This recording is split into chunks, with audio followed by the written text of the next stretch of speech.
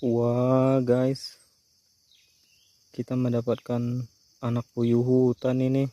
Wah lucunya, kita dapat 3 ekor. Nah, 1, 2, dan 3. Wah mantap guys, coba kita pelihara ya guys di aviari kita.